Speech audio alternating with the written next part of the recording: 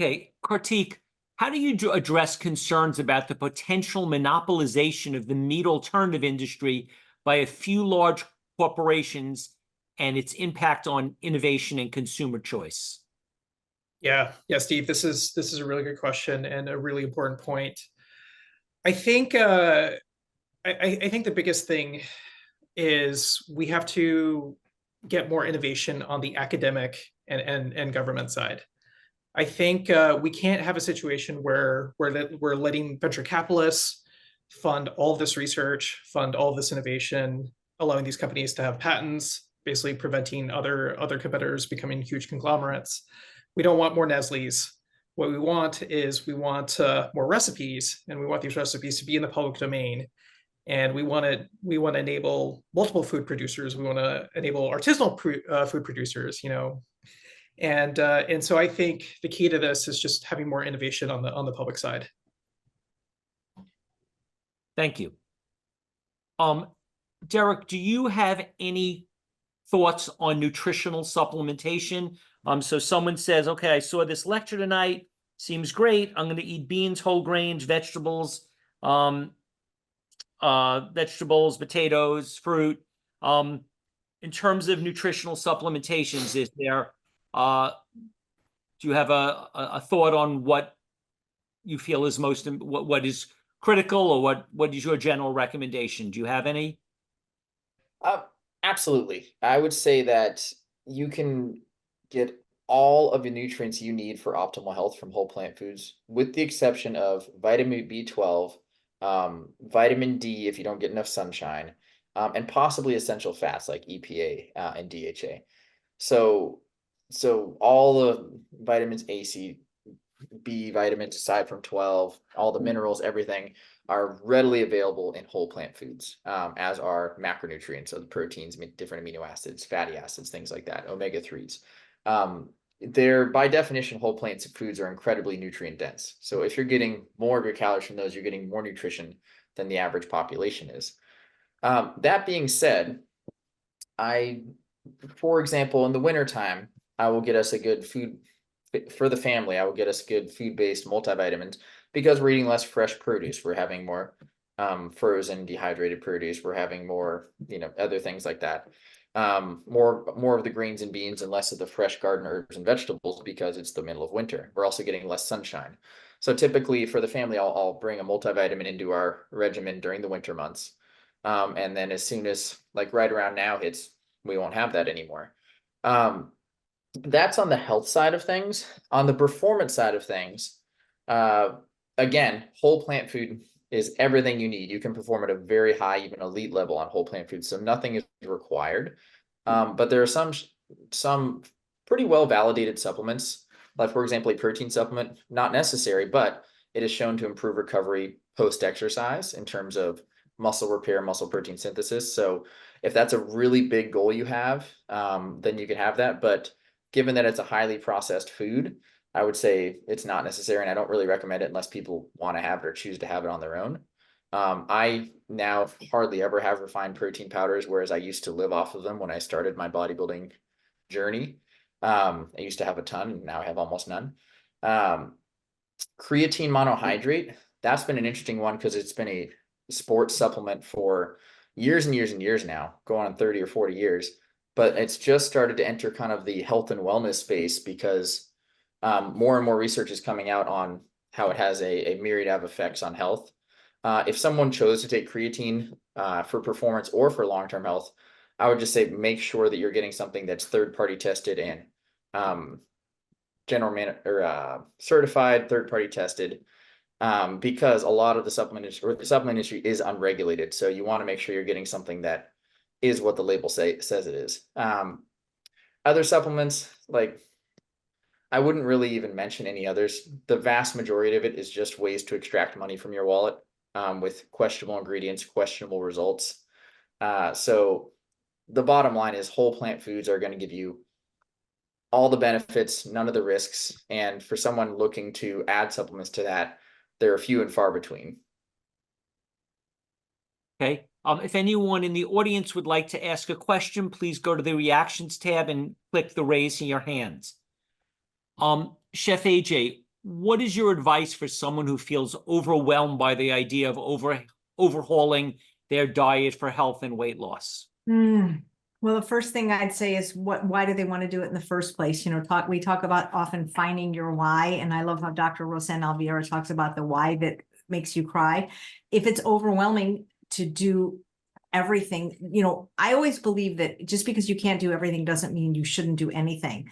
And so you might not be able to run a marathon tomorrow, but you can maybe walk around the block. So approach the diet the same way. If you're not under the threat of a surgeon's knife or having to go on insulin, then you have more time to transition slowly. Not everybody can or should do it overnight. So listen, let's say most people eat 3 meals a day, 7 days a week, 21 meals a week. What if you just start with breakfast? What if you start with 1 meal a day and make it a healthy plant-based diet? I don't know what you're eating now, but let's just say, for example, it's an Egg McMuffin or something, or a Pop-Tart. What if we have, you don't have to be like me and have vegetables, but what if we had, oatmeals with blueberries and bananas and maybe some dates in it, or a green smoothie, or even a chocolate green smoothie? So just start with 1 meal a day and keep adding. See, I believe in addition rather than subtraction, because when you take things away from people, they don't like it. When you tell me you can't eat meat, fish, fowl, eggs, dairy powder, oil, flour, sugar. No.